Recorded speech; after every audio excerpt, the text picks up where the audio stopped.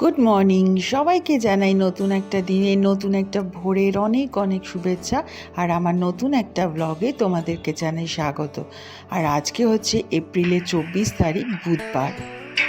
সকালবেলার ব্লগটা স্টার্ট করলাম, বাজারে যাচ্ছি। সকাল এখন 9টা বাজে। রোদ দেখ, মাত্র 9:15 বাজে। আর আজকাল আমাদের কলকাতায় একদম সকাল হচ্ছে না, সকাল হতে না হতেই একদম দুপুরের মতন রোদ। ভাবলাম তাড়াতাড়ি একটু বাজারের থেকে টুকটাক কিছু নিয়ে আসবো, সেই দেখতে দেখতে 9টা বেজে গেল। আর চাঁদি ফাটা রোদ। যদিও আমাদের সামনাটায় বাজার বসে, আর বেশ সামনাটা একটু গাছগাছালি আছে বলে একটু ছায়া ছায়া আছে। আর কালারিং এই সব জিনিসপত্র দোকানপাট দেখতে এত ভালো লাগে তোমাদেরকে, তাই জন্যই আজকে একটু বাজারে নিয়ে গেলাম। আগে না এই রকম গাছ ভর্তি ছিল, কিন্তু এখন আমাদের এলাকায় সমস্ত বাড়িগুলো ভেঙে ভেঙে ফ্ল্যাট হয়ে যাচ্ছে তো, আর চারদিকের মাটি বুঝে যায়, কংক্রিট হয়ে যাচ্ছে, যার জন্য মনে হয় এত গরম। আমটা কত বড়, আর এখন কোনো খাবার রুচি আসছে না, শুধু মনে হচ্ছে আম ডাল, টক ডাল এইসবই খাই আর উচ্ছে। এখানে এখন যেই সবজি হাত দেবে সেই সবজি হয় 80 টাকা কিলো, নয় 60 টাকা কিলো। একটু পটল নিয়ে নিই, এখন নতুন গরমের পটলগুলো বেশ ভাল লাগে। আর এই পটলগুলোকে বলে মাচার পটল, অনেকে বলে পলতার পটল, তাই এই পটলগুলোর দাম একটু বেশি। এগুলো হচ্ছে 60 টাকা কিলো। আমি অল্প করে নিলাম, ওই যেইগুলোর মধ্যে একটু ডান্ডাটা লাগানো থাকে সেই পটলগুলো বেশ ভালো খেতে হয়। জানি না পলতার পটল না মাচার পটল, একটু নিয়ে নিলাম।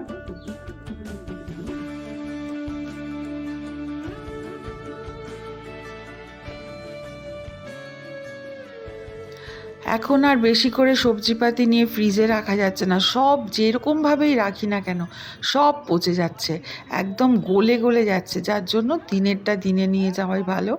আর কোনো জায়গায় পাতিলেবু পাওয়া যাচ্ছে না জানো, পাতিলেবু হচ্ছে এখন বিশাল দাম, যেই দোকানেই পাওয়া যাচ্ছে একটু করে 8 টাকা 9 টাকা যা খুশি দাম। আর এই মাছের দোকানটা আগেও দেখিয়েছি, এখান থেকেই আমরা মাছ নিই, একটু করে কাতলা মাছ নিলাম আর একটু চিংড়ি মাছ নিলাম। তারপরে একটা পেঁপে নিয়ে বাড়ি চলে এসেছি। আর এই গরমকালের মধ্যে পেঁপে খাওয়া ভীষণ ভালো, তাই আজকে না মাটিতে বসেই কাটতে বসেছি। আমার বটিটা যদিও খুব ভালো না, আমি তো চাকু দিয়েই কাটাকাটি অভ্যস্ত, বটিতে আমি একদমই পারি না। কিন্তু আজকে আমি বসেছি কেন জানো, কারণটা একটু পরেই তোমাদের দেখাচ্ছি। এই বীজগুলোকে রেখে দিলাম, বীজগুলোকে শুকিয়ে পেছনে যেই মাটিগুলো খালি রয়েছে তার মধ্যে ফেলে দেবো। পেঁপেটা যত ভালো লাগলো, কিন্তু অত মিষ্টি হয়নি, মনে হয় একটু কার্বাইড তো দিয়েইছে। তাও দোকানে সব থেকে ভালো পেঁপেটা দেখেই আনলাম। এরপরে মনে হচ্ছে আমার নিজেকেই চাষবাস করতে হবে। ভাবছি পেছনে যা জমি রয়েছে, যা মাটি রয়েছে, এছাড়া টবের মধ্যে সমস্ত গাছপালা লাগিয়ে দেবো, যত সবজি পাতি ফল যতটা পারা যায়। কিন্তু করা খুব মুশকিল, কারণ দিন দিন যা গরম বাড়ছে। আমার তো অনেক গাছ জানো এত ঝলসে গেছে রোদ্রে, বেশিরভাগ ছায়ায় নিয়ে রাখতে হচ্ছে, দুবেলা জল দিতে হচ্ছে, সাংঘাতিক গরম পড়ে গেছে। আগে যখন বৈশাখ মাসে আমার বিয়ে হয়েছিল মনে হয় না তখন এত গরম হয়েছিল। আর এই হচ্ছে কারণ মাটিতে বসার। কে একটা এঁচড় দিয়ে গেছিল আমাকে, ওদের গাছের এঁচড়, সেটা নিয়ে আজকে কাটতে গিয়ে বটিই কেটে গেছে, বটিটাই বেঁকে গেছে পুরো। আর আজকে মেনু ছিল টকের ডাল, উচ্ছে আলু ভাতে, ভাত আর কাতলা মাছের এই মাছ ভাজা। ঋষিকে আজকাল এইগুলোই টিফিনে দিয়ে দিই বলে আমার খাটনিটা অনেক কমে গেছে। আগে তো আমাকে দুপুরে খাওয়া দাওয়ার পরে ওকে কিছু না কিছু বানিয়ে দিতে হতো, পরোটা তরকারি বা চাউমিন বা পাস্তা। এখন ভাতই নিয়ে যাচ্ছে, গরম পড়ে গেছে, ওরও পেটটা ঠান্ডা থাকে আর শরীরটাও ঠিক থাকে, তাই জন্য এখন আমার খাটনিটাও অনেক কমে গেছে।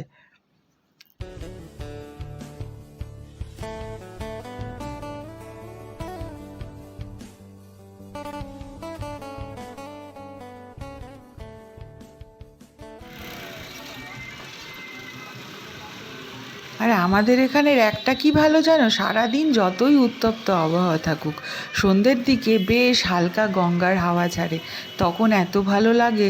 আর এই যে এত সুন্দর বাড়িটার লাইটিং, রোজ দিন দেখি বিয়েবাড়ি লাগে। আর আমি চাই যে এই বাড়িটাতে রোজ যেন বিয়েবাড়ি বা অনুষ্ঠান বাড়ি হয়, এত সুন্দর দেখতে লাগে। আমি চলে এসেছি একটুখানি বাইরে, টুকটাক কিছু নেওয়ার ছিল। আর আমাদের কলকাতার স্ট্রিট ফুড তো যেন বিখ্যাত। আমাদের বাড়ির সামনে এখানে যে ধোসাটা বিক্রি হয়, একদম দাম কম, 40 টাকায়, কিন্তু এত পরিষ্কার। এই 40 টাকায় মশলা ধোসা কোথাও পাওয়া যায়? যাই হোক, এত পরিষ্কার আর সুন্দরভাবে দেয়। এর আগেও অনেকবার নিয়েছি, কিন্তু কিচ্ছু হয়নি, মানে কোনো পেটের, আমার এমনি পেটের সমস্যা আছে, কিন্তু না গ্যাস হয় না কোনো পেট খারাপ হয়। আমি এত ভাল লাগে ধোসা খেতে, যদিও দামি কোয়ালিটির বিশাল হাইফাইয়ের মতন না, তবে বেশ ভালো। আর আজকে একটু ধোসাও নিয়ে নিচ্ছি, 40 টাকা করে মশলা ধোসা, বিকেলবেলার খাওয়াটা হয়েই যায়। একটু আলুর পুর দিল, তার ওপরে আবার কাঁচা পেঁয়াজটা আলাদা দেয়। অনেকের আবার নিরামিষ থাকে, তখন একদম আনটাচ সুন্দর করে করে দেয়। একটু ওপর দিয়ে বাদামও দিয়ে দিল, আবার বাটার বললে বাটারও দিয়ে দেয়।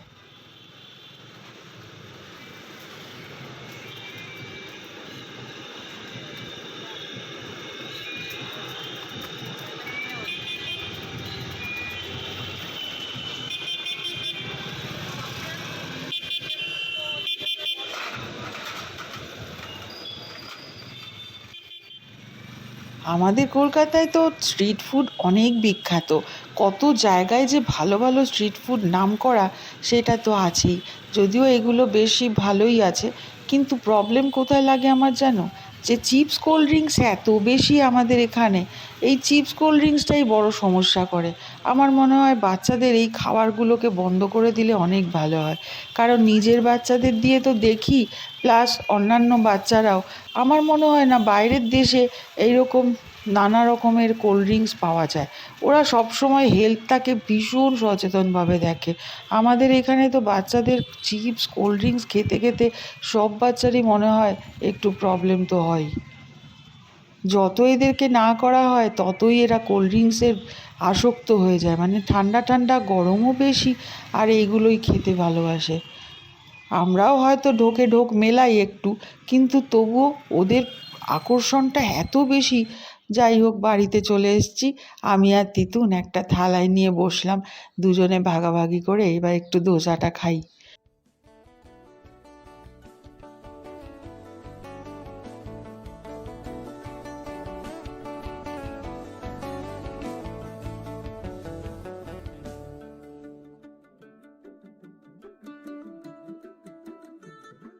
এবার সেই এঁচোড়টা নিয়ে বসেছি, যেইটা বললাম না তোমাদের আগে, যে দুপুরবেলায় আমি কাটতে গিয়ে আমার বটিই গেছে ভেঙে, প্রায় মাথাটা ভেঙেই গেছে। আর যাই হোক, বটিটাও পুরনো ছিল। আসলে আমরা তো আর অত এঁচোড় টেচোড় কাটি না, কাটিয়েই নিয়ে আসি। এবার কাটতে গিয়েই আমার দুপুর পেরিয়ে প্রায় 2টো বেজে গেছে, তখন আর এঁচোড়টা করা সম্ভব হয়নি। তাই জন্য আবার রাত্রিবেলায় সব গুছিয়ে রেখেছিলাম। এবার আজকে একদম শর্টকাট মেথডে দারুণ টেস্টি করে এঁচোড়টাকে বানাতে হবে। প্রথমে পেঁয়াজ, আদা, রসুন, লঙ্কা, একটু গরম মশলা মিক্সিতে ঘুরিয়ে নিলাম টমেটো সহযোগে। তারপরে আবার এর মধ্যে রুটিন মশলা দিয়ে দিলাম, হলুদ গুঁড়ো, জিরে গুঁড়ো, ধনে গুঁড়ো দিয়ে ঘুরিয়ে নিলাম। এইবার কড়াইতে ডাইরেক্ট ফোড়ন, একদম আলু ভেজে, মশলা ভেজে আজকে এঁচোড়টা কষিয়ে নেব। আরে আগের দিন তোমাদের বলেছিলাম না সেই এঁচোড় এনে, সে এঁচোড় তো ফ্রিজে অকালপক্ষ হয়ে এঁচোড়ে পাকা হয়ে নষ্ট হয়ে ফেলে দিলাম। এঁচোড়টায় এত বেশি লোভ ছিল যে এঁচোড় চিংড়ি খাবো বলে তখনও চিংড়ি মাছ এনেছিলাম, সে তো আর খাওয়াই হয়নি। এইবার আবার সেই এঁচোড়টা আমাকে করতেই হবে। তো আজকের রান্নার রাত্রিবেলার মেনু এঁচোড় চিংড়ি মাছ দিয়ে। আর এই রকম গরমে না এইরকমভাবে এঁচোড় চিংড়ি ভীষণ ভালো লাগে। চিংড়ি মাছ না দিলেও ভালো লাগে, চিংড়ি মাছ দিলে তো কথাই নেই। যেহেতু আমার ছেলে মেয়েকে একটু খাওয়াতে হবে বলে দিয়ে দিলাম।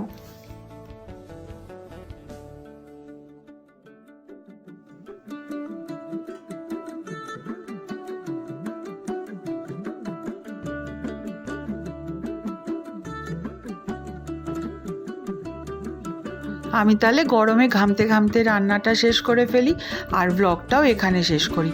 যদি তোমাদের ভালো লাগে একটা লাইক কিন্তু অবশ্যই করে দিও, আর নতুন যারা দেখছো তারা ভালো লাগলে অবশ্যই সাবস্ক্রাইব করে দিয়ে আমার পাশে থেকো।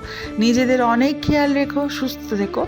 দেখা হবে তোমাদের সাথে আমার পরবর্তী একটা ব্লগে। ততক্ষণের জন্য গুড নাইট।